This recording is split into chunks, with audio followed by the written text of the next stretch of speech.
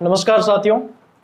SST के syllabus को पढ़ने के बारे में आपकी बहुत सारी क्वेरीज आ रही थी और जो आप लोग पूछते हैं, ज्यादातर मैं देखता हूं कि ज्यादातर आपकी किस तरफ रुझान है, उसी तरह के मैं टॉपिक्स भी लेते आता हूं और उसी समस्याओं का समाधान मैं लेकर आ रहा हूं।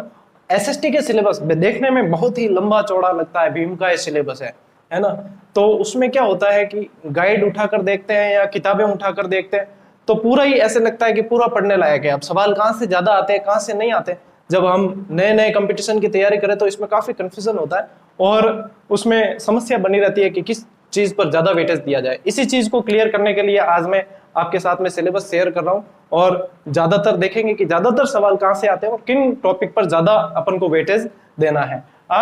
मैं आपको स्क्रीन पर साइड में मैं आपको एक सिलेबस साथ में शेयर कर देता हूं। यही सिलेबस की कॉपी मेरे पास भी है और इसमें बता दूं मैं कि इसमें जो अंडरलाइन किए हुए टॉपिक है वो वेटेज वाले, निश्चित तौर पर वो वेटेज वाले हैं। मैं पूरा का पूरा सिलेबस आपके साथ में डिस्कस करता हूं। ये 10 से 15 मिनट आप इसको ध्यान से समझ लेना है एक बार। इसकी पीडीएफ, इस सिलेबस की पीडीएफ जो है लिंक के थ्रू मैं डिस्क्रिप्शन बॉक्स में दे दूंगा और बाकी सारे जो टॉपिक्स जैसे कि परिभाषाओं की शॉर्ट ट्रिक वगैरह जो भी है वो आई बटन में मैं दे दूंगा आपको साथ में। और आने वाले टाइम में मैंने देखे कुछ मैसेजेस, आप ज्यादातर शॉर्ट ट्रिक्स चाहते हैं, जैसे परिभाषाओं की शॉर्ट ट्रिक्स या और दूसरे भी जो अधिगम से संबंधित है या व्यक्तित्व से संबंधित, एसएसटी से संबंधित भी है। तो मैं ज्यादातर आपको शॉर्ट ट्रिक्स देने की, ये 1 महीने में शॉर्ट ट्रिक्स सारी की सारी लगभग देने की कोशिश करूंगा और वही शॉर्ट ट्रिक्स में अभी आपको सिलेबस पढ़ते समय देखो बताता भी हूँ, क्योंकि काफी सारे शॉर्ट ट्रिक्स है तो मुझसे रहा नहीं जाएगा। मुझे पता है जैसे टॉपिक सामने आएंगे तो शॉर्ट ट्रिक्स सामने निकलेगी। तो सबसे पहले आप साथ में सिलेबस देख रहे हैं, सबसे पहली यूनिट जो है भारतीय सभ्यता, संस्कृति एवं समाज, आप सिलेबस में देखते रहे, मैं आपको बता रहा हूं। इसमें मैंने अंडरलाइन कर रखा है सिंधु घाटी सभ्यता। बहुत ही वेटेज इस पर देना पड़ता है अपन को। सिंधु घाटी, इस पूरी यूनिट में से सिंधु घाटी सभ्यता और वैदिक संस्कृति पर सबसे ज्यादा आप वेटेज दीजिएगा। सिंधु घाटी सभ्यता में आपको सारे पढ़नी पड़ेगी, जैसे कि आपको उनके स्थान याद करने पड़ेंगे, आपको उनके सन याद करने पड़ेंगे, आपको उनके काल याद करने पड़ेंगे, कहां से आए वो याद करने पड़ेंगे, आपको इनकी नदियां याद करनी पड़ेगी, आपको इनकी मुद्राएं याद करनी पड़ेगी, किसने जो है अभिलेख लिखे, मुद्राएं किसने सबसे पहले इसमें कहां से मिली, कैसी मिली, बेलनाकार कहां से मिली, ये सारी चीजें इसमें याद करनी पड़ेगी। इसमें बहुत सारी ट्रिक्स बनती है। ये ऐसा सिलेबस है एसएसटी का कि मैं इसमें कंट्रोल बहुत कम करवाता हूं, क्योंकि मेरी इसमें कमांड भी अच्छी रही है और मैंने इसमें ट्रिक्स बहुत सारी बना रखी है। इसमें जैसे कि आप सिंधु घाटी सभ्यता पढ़ेंगे तो 6 बंदरगाह है, तो उसकी ट्रिक्स जैसे मैं अगर बताने जाऊं आपको तो लो रंग प्रभा बालाको सुसु आया, लोथल रंगपुर प्रभास पाटन बालाकोट, सुसु से आ जाएगा सुतका के अंदर सुतका को, ऐसी ट्रिक्स बनती है। अपने कहां से आए थे ये पूछते हैं तो एक ट्रिक सिंपल सी आती है, प्रभुमल, तो ये इन्हें कह देते हैं प्रोटोस्टेरॉइड कह देते हैं, भूमध्य सागरीय है, अपने मंगोलाइड है, अल्पाइन है, इस तरीके से इनको डिफाइन किया गया है। और हड़प्पा सभ्यता का जो उन्होंने इतिहासकारों ने बताया कि इनका विनाश कैसे हुआ, इनका उद्भव कैसे हुआ, वो चीज जरूर पढ़ना, उनमें से क्वेश्चन बहुत ज्यादा बनते हैं। वैदिक संस्कृति के अंदर आपको ऋग्वैदिक और उत्तर वैदिक दोनों पढ़नी पड़ेगी। ऋग्वैदिक में भी इसमें सारी ट्रिक से अगर नहीं पढ़ी जाती तो ये मिक्स हो जाती है, और ऋग्वैदिक और ये सारे वेद, वैदिक कालीन में आपके चारों वेद आ जाएंगे, इनको याद करने की ट्रिक भी है, जैसे ऋग यजुषा अथर्व। फिर इनमें इनके उपवेद भी होते हैं, उनकी ट्रिक भी है, आधनु गंसी, आयुर्वेद, धनुर्वेद, गंधर्ववेद, शिल्पवेद, इस तरीके से बहुत सारी ट्रिक है। एकोतेश पंचेकोशो, इनके जो उपवेद, इनके जो कहते हैं कि इनकी शाखाएं जो है वो, फिर उपनिषद भी आपको याद करने पड़ेंगे इनमें से, इसमें वेदांग भी याद करने पड़ेंगे, उसकी भी ट्रिक होती है, वैशी कव्यानी छंद ज्योतिष, तो आपको पुरुषार्थ भी याद करने पड़ेंगे। ये दोनों ही मोस्ट इंपॉर्टेंट टॉपिक है, ठीक है ना। इसमें जैन और बौद्ध धर्म, जैन और बौद्ध धर्म में देखो मैंने अंडरलाइन नहीं कर रखी है। जैन और बौद्ध धर्म में क्या करना है आपको जैन और बौद्ध धर्म में से इनकी संगीतियां एक तो याद कर लेना बहुत ही अच्छी तरीके से, कौन से राजा के काल में कौन सी संगीतियां हुई, इसमें भी ट्रिक्स लगती है। इनके सदस्य याद कर लेना, किस किस संगीति में कितने कितने सदस्यों ने भाग लिया, और इनके विभाजन याद कर लेना, जैसे बौद्ध धर्म का विभाजन है हीनयान महायान, इनकी शाखाएं याद कर लेना, ये बहुत इंपॉर्टेंट है। और जीवनी तो आपको इनकी पढ़नी पड़ेगी। और यहाँ से आते हैं महाजनपद काल से सवाल थोड़े कम बनते हैं, लेकिन अगर बनेंगे तो 16 के 16 महाजनपद और इनके भगवती सूत्र और अंगुत्तर निकाय, ये याद आपको कर लेने हैं कि जैन वाला किस में से लिया है, बौद्ध वाले किस में इनका उल्लेख हुआ है, ये अधिकांश पूछे जाते हैं। और इन महाजनपद काल के अंदर जो महाजनपद है, इनकी राजधानियां बहुत जरूरी है याद करनी। राजधानियों से प्रश्न बनता ही बनता है, अगर महाजनपद से बनेगा तो राजधानी से बनेगा, मिलान वाला प्रश्न बनेगा, ये भी मैं आपको बता दूं। तो यहाँ पे इस पहली यूनिट को इस तरीके से करना है। दूसरी यूनिट अपन देखते हैं, आप सिलेबस में देखते रहना साथ में, इसकी पीडीएफ में डिस्क्रिप्शन लिंक में दे दूंगा।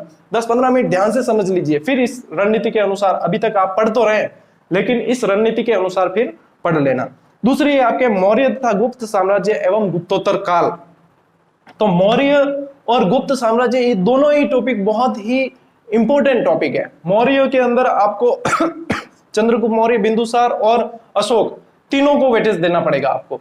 इसमें सबसे ज्यादा वेटेज जो रहता है वो अशोक पर रहता है, और बिंदुसार के उपनाम आपको याद करने पड़ेंगे, ये बहुत जरूरी है। अशोक के अभिलेख, शिलालेख, ये सारे याद करने पड़ेंगे। कहाँ सबसे पहले किसने खोजा, किसने पढ़ा और किसने सबसे पहले लिखने का प्रयास किया, ये मैं आपको बता दूं। कहीं अगर आपके पढ़ने में नहीं होगा, कापड़ या चापड़ नाम से आता है, वो इसमें इंपॉर्टेंट सवाल मुझे लगता है कि आने वाले समय में कंपटीशन में ये सवाल बनेगा। तो इसमें राजनीतिक इतिहास और प्रशासन दे रखा है, यानी कि दोनों चीजें आपको पढ़नी है। वंशावली भी पढ़नी पड़ेगी और प्रशासन भी उनका पढ़ना पड़ेगा। इनके जो विभाग है वो अच्छे से पढ़ लेना, सैन्य व्यवस्था वगैरह, इनके जो विभाग है वो सारे, जिन्हें तीर्थ भी कहा गया है, उन चीजों को अच्छी तरीके से आप पढ़ लेना। भारतीय संस्कृति के प्रति योगदान, इसमें से सवाल बहुत कम आता है, इसमें से सवाल कम आता है। भारत 600 से 1000 ईस्वी, बृहत्तर भारत, इसमें आपको छोटे छोटे राजा मिलेंगे, छोटे छोटे राजा, जिसमें से हर्षवर्धन, और ये बहुत ही इंपॉर्टेंट है। हर्षवर्धन के समय में कौन, हर्षवर्धन के समय किसने आक्रमण किया था, किससे युद्ध हुआ था, ये सारे इंपॉर्टेंट है। हर्षवर्धन के समय में कौन राइटर थे, कौन कौन सी पुस्तकें लिखी, जैसे हर्ष ने खुद ने लिखी, इसकी भी एक ट्रिक है। हर्ष को नागप्रिय, नागावली लिखी, रत्नावली लिखी, और प्रियदर्शिनी पुस्तक लिखी, ये सारे जो है वो हर्ष के समय लिखी गई। इनकी साहित्यिक दृष्टि से हर्ष और ये जो आपके 600 से 1000 ईस्वी बृहत्तर भारत है, ये साहित्यिक दृष्टि से इसमें जितनी भी किताबें लिखी गई और जितने राइटर हुए उन्हें बहुत जरूरी है याद करना। मध्यकाल एवं आधुनिक भारत की ओर चलते हैं। आप तीसरी यूनिट है, तीसरी यूनिट में सबसे इंपॉर्टेंट टॉपिक जो है वो पहला ही है, भक्ति एवं सूफी आंदोलन। भक्ति और सूफी आंदोलन को आपको अच्छे से पढ़ना ही पड़ेगा, भले आदि शंकराचार्य से शुरू करते हुए आपको पूरे निम्बार्काचार्य वगैरह सब कुछ पढ़ने पड़ेंगे, और सूफी आंदोलन भी आपको, चिश्ती संप्रदाय, सुहरावर्दी, सारे के सारे आपको पढ़ने ही पड़ेंगे। मुगल राजपूत संबंध, इसमें सिलेक्टिव आपके पास में जो भी गाइड या किताब है उसमें सिलेक्टिव दे रखे होंगे।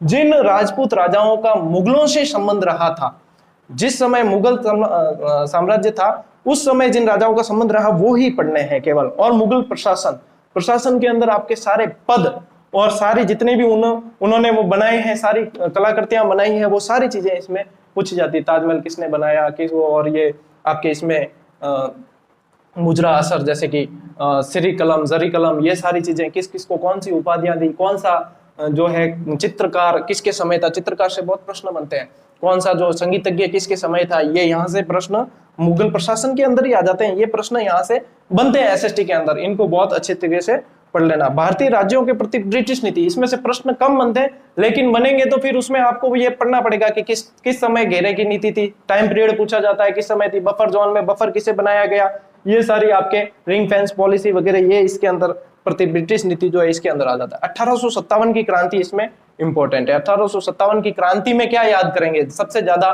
जो याद करना है, किस समय में कौन सा अंग्रेज गवर्नर था और किसने कहां से विरोध किया, जैसे कि झांसी की रानी के सामने हीरोज था, तो ये चीजें याद करनी बहुत ही जरूरी है। भाई कहां से क्रांति प्रस्फुटित हुई, ये सारी चीजें तो पूछते आए हैं, और पूछ लेंगे तो आप बता भी दोगे, प्रतीक चिन्ह वगैरह सारे बता दोगे, लेकिन ये चीज जरूर याद करें कि कौन सी क्रांति के समय कहां पर कौन सा गवर्नर जनरल और कौन सा राजा या जो भी शासक था जिसने विरोध किया। ये चीजें 1857 की क्रांति में भी ट्रिक्स बहुत सारी लगती है। भारतीय अर्थव्यवस्था पर ब्रिटिश प्रभाव, इसमें से प्रश्न कम आते हैं, इसमें से प्रश्न कम आते हैं। पुनर्जागरण एवं सामाजिक सुधार, पुनर्जागरण और सामाजिक, राजा राम मोहन राय है, आपके दयानंद सरस्वती है, आपके विवेकानंद जी है, ये सारी चीजें यहाँ से आपके आएगी, तो ये भी इसके अंदर इंपॉर्टेंट टॉपिक है। ये जो स्टार्ट के है ना हिस्ट्री से संबंधित, ये इंपॉर्टेंट इसमें से बनते हैं ज्यादातर सवाल। और भारतीय राष्ट्रीय आंदोलन, इसमें पूरा का पूरा आपके 1885 से कांग्रेस की स्थापना से लेकर 1947 भारत जब आजाद हुआ तब तक की सारी जो है इसके अंदर आ जाएगा। ज्यादा बड़ा टॉपिक नहीं, इंटरेस्टिंग है बहुत। भारतीय राष्ट्रीय आंदोलन पढ़ते हैं बहुत मजा आता है। इसमें जो है गांधी को वेटेज दीजिएगा आप, गांधी जी से संबंधित प्रश्न ज्यादा आते हैं, और गांधी जी को केंद्र भूमिका में रखकर चलेंगे तो आसपास की घटनाएं सारी वैसे ही आपके कवर हो जाएगी इसके अंदर। इस तरीके से इसको पढ़ना तो आपको पढ़ने में इंटरेस्ट भी बना रहेगा। अब चलते हैं आगे, राजनीति विज्ञान चौथी यूनिट। चौथी यूनिट में क्या है, कि भारतीय संविधान एवं लोकतंत्र, सबसे पहले ही भारतीय संविधान का निर्माण और विशेषताएं, सबसे मोस्ट इंपोर्टेंट इस यूनिट में यही टॉपिक है, सबसे मोस्ट इंपोर्टेंट। निर्माण और विशेषताओं से प्रश्न बनता ही बनता है, कौन सी चीजें कहां से ली गई। आनी रानी रास के 12 आदमी, मैंने एक ट्रिक में वीडियो में बताया भी था, आयरलैंड से ली गई। नीति निर्देशक तत्व, राष्ट्रपति का निर्वाचन, राज्यसभा के 12 जो मनोनीत सदस्य है वो आनी रानी रास के 12 आदमी, कंस हवस वगैरह, ऐसी सारी ट्रिक बनती है। तो ये सारी बहुत सारी ट्रिक है। अब मैं क्या है कि समय कम बचा है, मैं बहुत कुछ देना चाहता हूँ लेकिन समय कम बचा है, क्या क्या दूं, मैं ये सोचता हूँ, कंफ्यूज हो जाता हूँ बहुत बार कि कौन सा टॉपिक पहले पढ़ाऊं, कौन सा बाद में पढ़ाऊं, कौन सी चीज दूं, कौन सी नहीं दूं। सारी चीजों में ट्रिक्स बहुत भरी पड़ी है और वो ट्रिक्स मुझे लगता है कि ये आपके पास में आ गई तो आपके मतलब 50% समस्या का समाधान हो जाएगा, क्योंकि इसमें कंफ्यूजन नहीं होता बिल्कुल भी। आपको ट्रिक्स ही याद करनी है, उसके बाद में आपका कंफ्यूजन बिल्कुल समाप्त हो जाता है ट्रिक्स याद करने के बाद। मैं बहुत कंफ्यूज होता था पहले, मैंने ट्रिक्स बनाना शुरू इसीलिए किया क्योंकि कंफ्यूज ज्यादा होता था। फिर धीरे धीरे वो जब ट्रिक्स याद होने लग गई तो फिर कंफ्यूजन तो कोसों दूर हो गया, बिल्कुल कंफ्यूजन नहीं। सवाल सामने आते ही इसका उत्तर यही है, बस 100% कॉन्फिडेंस, और वही चीज तो काम आती है आगे। तो इसमें देखो उद्देशिका पढ़ लेना आप। उद्देशिका के अंदर से शब्द पूछे जाते हैं कि क्षमता कौन कौन सी पूछी गई है वगैरह, इस तरीके के सवाल आते हैं। और एक डेट जो है भारतीय, जो इसके अंदर भारतीय माह के अनुसार मिति मार्कशीट जो भी दे रखी है उसको बहुत अच्छे से आप याद कर लेना। मूल अधिकार और मूल कर्तव्य बहुत इंपॉर्टेंट सवाल है। मूल कर्तव्य से कब आता है, मूल कर्तव्य को कब जोड़ा गया और कहां से लिए गए ये पूछते हैं। लेकिन रुमुकड़ा, इसका मैंने एक ट्रिक भी बनाई थी, रुमुकड़ा रूस से मूल कर्तव्य लिए गए। तो मूल अधिकार और मूल अधिकार में से सवाल ज्यादा आते हैं, कौन सा कब इसको किसको हटाया गया, कौन से मूल अधिकार को कब हटाया गया, किस में से कौन से में स्वतंत्रता है। मूल अधिकार आपको बहुत अच्छे से याद करने पड़ेंगे, बहुत जल्दी याद भी हो जाएंगे। सामाजिक न्याय में से सवाल कम आते हैं।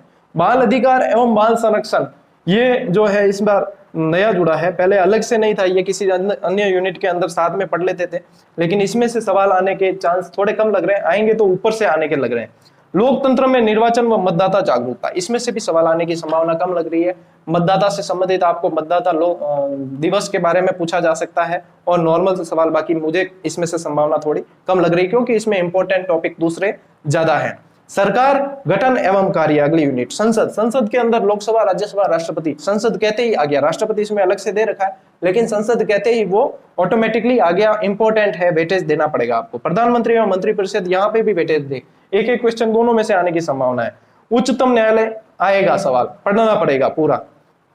राज्य सरकार, पंचायती राज में से सवाल आएगा, पंचायती राज में से समितियां याद कर लेना बिल्कुल अच्छी तरीके से। अशोक मेहता समिति, बलवंत सिंह समिति, जो भी है, जितनी भी है सारी समितियां आप याद कर लेना। समितियों ने कौन कौन सी समिति ने किस किस कार्य किया, कौन कौन से समय में आई, इसकी ट्रिक्स भी है।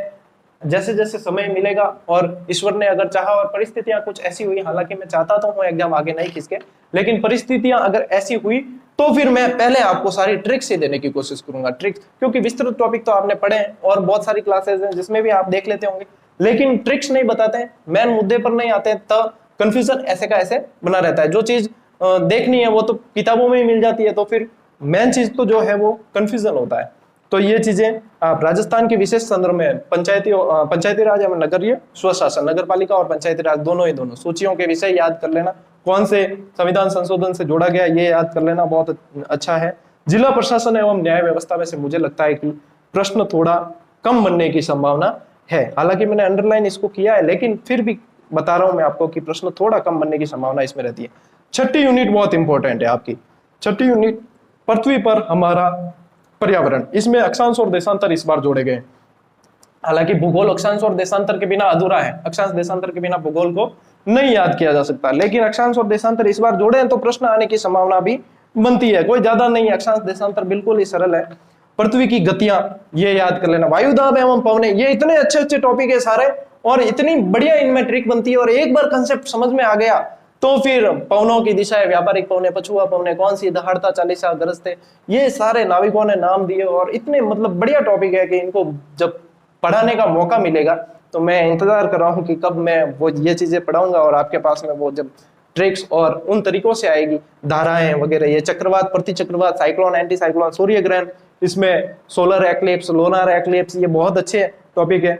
पृथ्वी के मुख्य जलवायु कटिबंध, जैव मंडल, देखो मुख्य जलवायु कटिबंध है, इनमें से आपके जलवायु इसमें कोपेन के अनुसार और वो पूछे जाते हैं 9 भागों में। इनको जब भारत को बांटा गया है वो चीज आ जाती है इसके अंदर। जैवमंडल, पर्यावरणीय समस्या एवं समाधान। पर्यावरणीय समस्या एवं समाधान में से प्रश्न आने की संभावना थोड़ी कम लग रही है। सूर्य ग्रहण, चंद्र ग्रहण, चक्रवात, प्रतिचक्रवात, ये ऊपर वाली जो भी लाइन है पूरी छठी यूनिट में ये पूरी की पूरी इंपॉर्टेंट है आपके। वायुदाब, पवने, चक्रवात, ये सारी की सारी पूरी इंपॉर्टेंट है। इसमें आपको धाराएं भी पूछी जाती, देखते हैं आगे। अभी इसमें जो है ठंडी जल की धाराएं, गर्म जल की धाराएं, वहां से प्रश्न बनता है ना। ये बहुत बहुत अच्छे प्रश्न बनते हैं इसमें से। भारत का भूगोल एवं संसाधन, इसमें मैंने लिखा है कि इसमें से बहुत सिलेक्टिव पढ़ना है। हकीकत ही इसमें बहुत सिलेक्टिव पढ़ना है और आधी गाइड इस यूनिट ने ही घेर रखी है। मुझे पता है क्योंकि इसने मुझे बहुत परेशान किया था इस यूनिट ने। तो इसमें सबसे इंपॉर्टेंट जो है वो भू आकृति प्रदेश, सबसे पहले बाउंड्री लाइन और भारत की बाउंड्री लाइन, और आप जो पढ़ लेंगे इनको 4 भागों में जो बांटा गया है वो आ जाएगा इसके अंदर। जलवायु के अंदर आपके आ जाएगा कोपेन, और अभी मैंने जो बताया जलवायु खंड आ जाएंगे अलग अलग कोपेन के अनुसार जो बांटे गए हैं वो जरूर आप पढ़ें। BSHW, CW, CWG, AW, ये सारी जो चीजें आएगी इनको समझने की एक ट्रिक होती है, वो कभी एक क्लास में आपको मैं बता दूंगा।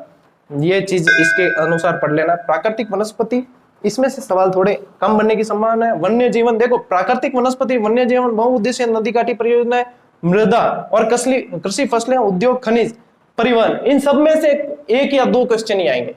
इन सब में से 1 या 2 ही आएंगे, मैं बता रहा हूं आपको। एक तो भू आकृति प्रदेश में से, एक जलवायु में से आ जाएगा, एक जनसंख्या में से आ जाएगा आपके, और उसके बाद में क्या हो जाएगा, संसाधन में से एक आने की संभावना रहती है। नवीकरणीय, अनवीकरणीय, ये सारे संसाधन जो आते हैं उसमें से आपके सवाल आने की संभावना। अब परिवहन, खनिज, उद्योग, कृषि फसलें, मृदा, बहुउद्देशीय नदी काठी परियोजना, वन्य जीवन और प्राकृतिक वनस्पति, इन सब में से 1 या 2 क्वेश्चन बस।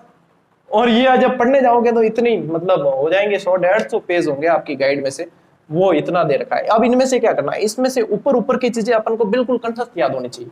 कौन सी बहुउद्देशीय परियोजना कहां पर है, ये मिलान वाले सवाल सीधा का सीधा आ जाता है, और सीधा का सीधा याद करके अपन को वो वहां पर ये वाले प्रश्न इस तरीके से आते हैं।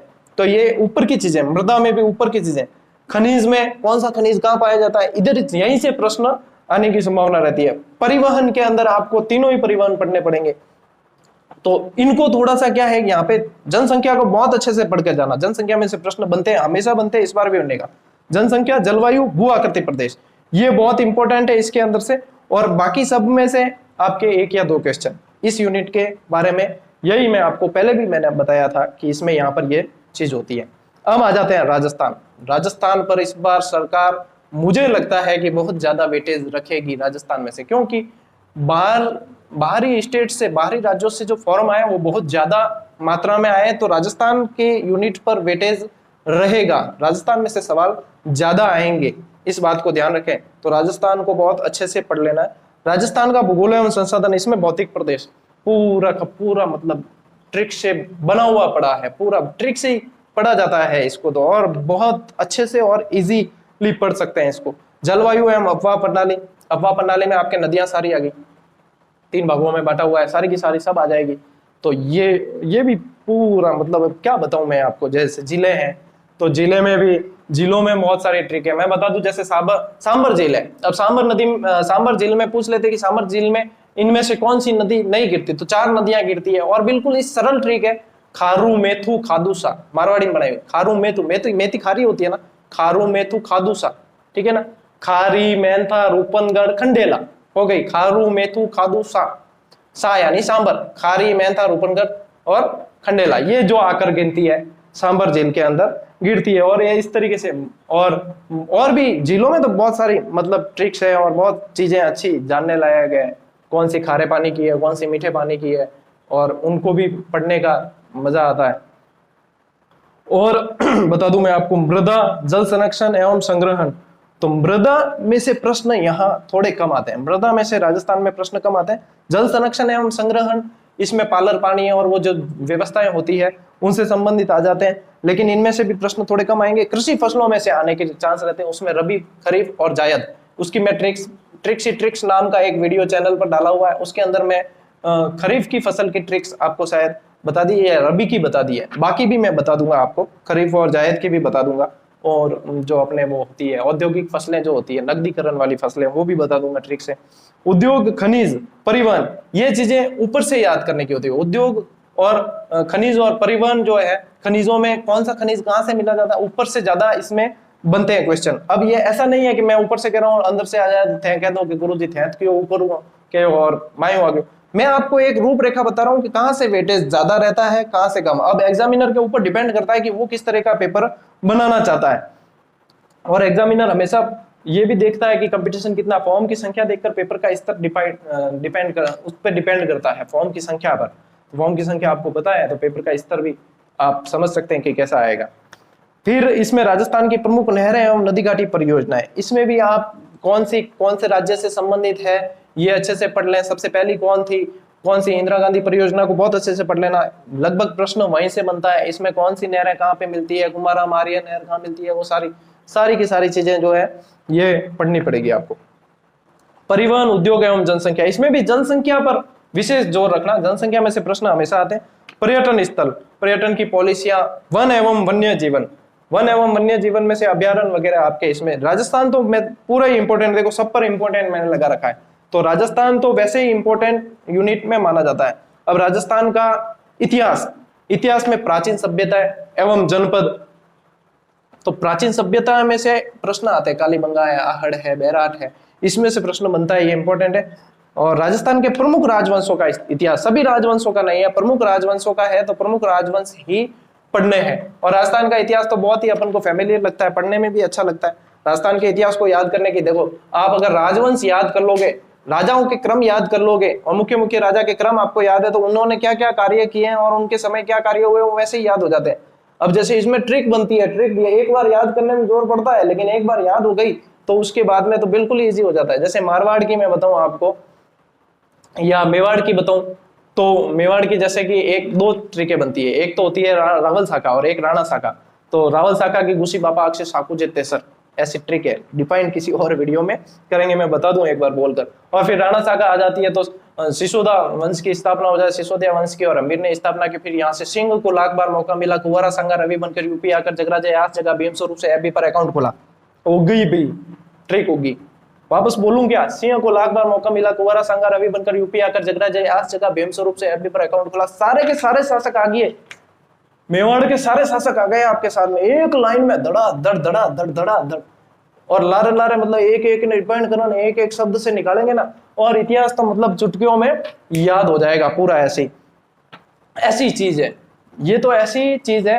पहले आपको एक तो क्या है कि इनका आदि पुरुष याद करना होता है, आदि पुरुष से ट्रिक बनती है, और आदि पुरुष से ट्रिक स्टार्ट करने के बाद तो फिर रुकना ही नहीं है।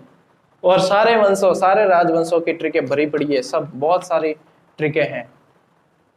जोधपुर की अगर मारवाड़ की बताओ, चूरमा जो 7 सोमवार, गंगा मां चंद्रोदय, सूर दल जस चित अभय विमान से, है ना बढ़िया। भैया आपको लगेगा हम धड़ाधड़ बोल दिए, गुरु जी तो कह गए हैं धड़ाधड़ बोल दिए, मेरे पल्ले ही नहीं पड़ी, ऊपर हो निकल गई। भाई मैं समझाऊंगा आपको, अभी क्या है कि मैंने ठीक से शुरुआत भी नहीं की, शुरुआत किए भी नहीं, क्या ठीक से शुरुआत ही नहीं की, 1-1.5 महीना हुआ है ऑनलाइन प्लेटफॉर्म पे आएगा, और उसमें बहुत कुछ मैंने देने की कोशिश की, और आगे भी ऐसे आपका साथ भी बहुत अच्छा मिल रहा है, देता रहूंगा। लेकिन ये चीजें ऐसे पढ़ी जाती है, और ऐसे जब पढ़ते हैं तो नंबर बहुत कम कटते हैं, कटते ही नहीं है, यूं समझो ये चीज आ गई, ठीक है ना। अब जैसे राजस्थान के प्रजामंडल मैं पढ़ा चुका हूँ, प्रजामंडल के ट्रिक्स के साथ मैं पढ़ा चुका हूँ। किसान आंदोलन बहुत इंपॉर्टेंट रहता है, राजस्थान का एकीकरण भी मैं पढ़ा चुका हूँ, पूरा का पूरा ट्रिक्स है, डाला हुआ है एकीकरण, चैनल पर जाकर देख लेना। राजस्थान के प्रमुख व्यक्तित्व ये पढ़ लेना, आपको इनमें से उपनाम वगैरह पूछते हैं, लोकनायक किसको कहा गया, राजस्थान का कबीर किसे कहा गया, वो ये सारी चीजें जो है इनमें पूछे जाते हैं। अब राजस्थान की कला एवं संस्कृति, इसमें से काफी सवाल आते हैं। राजस्थान की विरासत, दुर्ग, महल, स्मारक, दुर्गों से रिलेटेड मैंने बहुत सारे क्वेश्चन डाले भी हैं, पोल बना कर टेलीग्राम पे भी डाला है, लेकिन काफी है आपके गलत होने के परसेंटेज ज्यादा है। हालांकि मैंने डाले भी वो है जो कम पढ़ने में आते हैं, नॉर्मली पढ़ने में नहीं आते, लेकिन वो जब सही हो जाते हैं तो फिर सिलेक्शन के पूरे चांसेस अपने होते हैं। राजस्थान के मेले त्योहार, ये पूरी यूनिट इंपॉर्टेंट है, मैंने पूरे पर इंपॉर्टेंट लगा रखा है, इसलिए कहीं अंडरलाइन नहीं की है, जिसके आगे इंपॉर्टेंट लगा रखा है यानी कि वो पूरी यूनिट ही इंपॉर्टेंट है। वाद्य यंत्र वगैरह, इसमें बहुत सारी ट्रिकें बनती है और ट्रिकों से याद भी हो जाती है। बताऊं क्या एक ट्रिक, बापू अम्बा शंभू सुमोना नस कतु मूसी मूसी, बांसुरी पुंगी, ये सारी चीजें जब निकालने जाएंगे, बापू अम्बा शंभू सुमोना नस कतु मूसी मूसी, तो ये बहुत सारी और ट्रिकों से मतलब इतने इजी हो जाता है पढ़ना जिसकी कोई हद ही नहीं है। लोक देवता, लोक संत, लोक संगीत, लोक वाद्य यंत्र, राजस्थान की हस्तकलाएं, स्थापत्य, राजस्थान की वेशभूषा, आभूषण, राजस्थान की भाषा एवं साहित्य, हा, क्या बढ़िया बढ़िया टॉपिक है वास्तव में।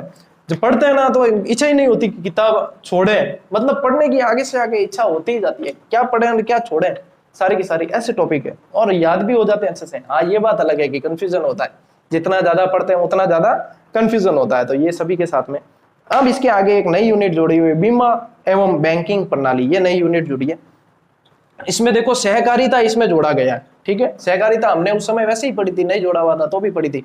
तो सहकारिता एवं उपभोक्ता जागरूकता ये इसमें से इंपॉर्टेंट टॉपिक है, ये इसमें से इंपॉर्टेंट है। बीमा एवं बैंक के प्रकार, इसमें तो कम टॉपिक कम ही दे रखे हैं, हालांकि पढ़ने में हालांकि याद बहुत करना पड़ता है, लेकिन राष्ट्रीयकृत बैंक है और वो याद कर लेना, किसका विलय किस में हुआ ये याद कर लेना, ये इसमें से प्रश्न आते हैं। और सहकारिता को बहुत अच्छे से याद कर लेना, सहकारिता इसमें से इंपॉर्टेंट है।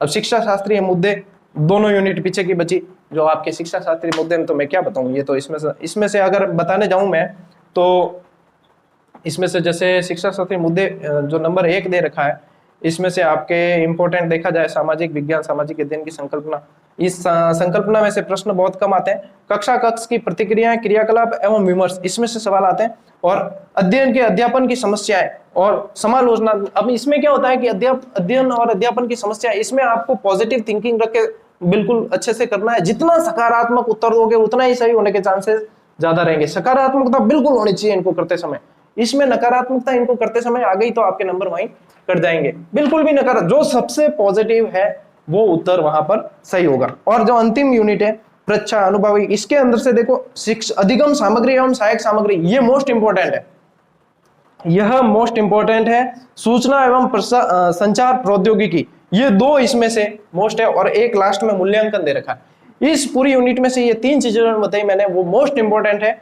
बाकी में से 1 या 2 सवाल, 1 सवाल आने की संभावना है, और बाकी ये इस यूनिट में से सवाल यहां से जरूर बनेंगे। ये एसएसटी का इतना जो लंबा चौड़ा सिलेबस है, इसमें से मैंने कोशिश पूरी की है, और आपको यहाँ पर मैंने बता भी दिया है साथ साथ में सिलेबस, और कोशिश पूरी की है कि कहां से ज्यादा वेटेज रहता है कहां से कम। हालांकि अब जब सिलेबस में दे रखा है तो सारे टॉपिक पढ़ने वाले होते हैं, लेकिन फिर भी एक हेल्प की है कि कहां से वेटेज किस पर ज्यादा रहता है और किस पर वेटेज कम रहता है, और किस तरीके से पढ़ा जाए। अब एक लास्ट आपको गुरु मंत्र बता दूं मैं, कि जो यूनिट इसमें से याद नहीं होती ना अपन को, या जो टॉपिक याद नहीं होता, मान लीजिए कोई भी ऐसा टॉपिक है एक जो अपन को याद नहीं हो रहा, उसको बार बार पढ़ना पड़ रहा है, तो उसको आप समय दे दे के, मतलब थोड़े थोड़े अंतराल से पढ़ें। एक बार पढ़ लें, फिर वापस 2 दिन 3 दिन बाद में वापस पढ़ें, जिसमें ज्यादा मतलब उलझ के नहीं रहना है। इसके चक्कर में ऐसा नहीं हो आपके कि एक टॉपिक के चक्कर में उलझ के आप दूसरे टॉपिक नहीं पढ़ पाए, ऐसा नहीं करना है। अब एक चीज और बता दूं मैं आपको, एसएसटी 60 नंबर की है, बाकी 90 नंबर है आपके। एसएसटी आपकी 60 नंबर की है, बाकी आपके हैं 30 और 30, ठीक है। यानी कि ये तो है आपके 90 नंबर, ये है आपके 60 नंबर, टोटल आपका होगा 150 का, है ना। इसमें से अब समझ लेना एक बात, एसएसटी इतना वाइड है और इतना मतलब लेंदी है पढ़ने का। हालांकि जब समय मिले तो पढ़ने का आनंद भी बहुत आता है, लेकिन आप कितना भी पढ़ लोगे, पिछली 2018 वाला तो पेपर एसएसटी का तो इजी पार्ट आया था बिल्कुल, जिन्होंने पूर्व ज्ञान के आधार पर तैयारी की हुई थी उनके भी काफी सही हो गए। 2016 वाला बहुत स्तरीय था, बहुत ही ज्यादा स्तरीय था, मतलब प्रश्न कई तो ऐसे लगते थे कि कहां से दिए, तो बहुत ज्यादा तैयारी करने वालों के भी प्रश्न वहां पर काफी गलत हुए थे। तो एसएसटी में आप कितनी भी तैयारी कर लोगे ना, 45 से ऊपर आप चले जाओगे, 45 से ऊपर आप चले जाओगे तो आप बहुत ही बेनिफिट में, प्लस पॉइंट में हो आप। और 50 के ऊपर वाले तो मतलब मान के चलें जिसके एसएसटी में 50 से ऊपर सही हो गए और ये चीजें अच्छी तरीके से पढ़ रखी है, तो उसका सिलेक्शन 101% है, ठीक है ना। 45 नंबर इसमें काफी बहुत ज्यादा पढ़ लोगे तो 45 आ गए तो हद है, 45 आ गए तो हद है। यहाँ स्कोर करना है आपको स्कोर यहाँ पर करना है। यहाँ पर आपको कम से कम 75 से 80 के बीच में नंबर आपको लाने हैं। मान लीजिए कि यहाँ पर आपने 75 नंबर भी लाए तो 5 और 5 10, हासिल लगी 1 7 5 12, ये बन गए आपके 80%। सही है भाई, गणित में कमजोर हो चेक कर लीजिए, है ना, गलती में तो बता दीजिए। 5 और 5 10, हासिल लगी 1, ऐसे ही याद करते हैं भाई हम तो जोड़, 5 और 5 10 हासिल लगी, 1 5 और 7 12, 120, ये देख लीजिए। यानी कि वेटेज अपन को इस पर ज्यादा रखना है, इस पार्ट पर, हिंदी, संस्कृत और साइकोलॉजी। हिंदी, संस्कृत और साइकोलॉजी पर बहुत ही दबाकर वेटेज, यहाँ पर गलती करनी नहीं है। क्यों? ये तो ऐसी चीज है, कहां से प्रश्न आएगा कोई पता ही नहीं चलेगा। कभी ऐसे प्रश्न भी आते हैं जो पता नहीं चलता है कहां से दे दिया, और फिर वहां पर माथा पकड़ के बैठ जाओ तो गई भैंस पानी में। इसलिए ये यहाँ पर कमांड होनी अपनी बहुत ही जरूरी है। इन 90 नंबर को बहुत वेटेज देना है, ठीक है ना। ऐसा नहीं कि इसको वेटेज नहीं देना, नियमित इसको भी पढ़ना है। मान लीजिए कि 4 घंटे इसको पढ़ते हैं तो 2-2 घंटे इनको भी पढ़ें सभी को। तो ये 6 और 4 10 12, इस समय तो 12-14 घंटे पढ़ रहे होंगे आप सभी। तो इसमें से ये चीजें आपको ध्यान में रखनी। मैंने पूरी कोशिश की है कि आपको सही तरीके से बता सकूं, बहुत जल्दी जल्दी बोला है। अड़वद यूट्यूब में एक ऑप्शन आवे स्पीड धीमे करना, जल्दी लागे तो स्पीड धीमे करें, देख लीजिए, ठीक है ना। तैयारी बहुत शिद्दत से करें, परीक्षा तिथि के चक्कर में नहीं उलझे, बिल्कुल अच्छी तरीके से करते रहे।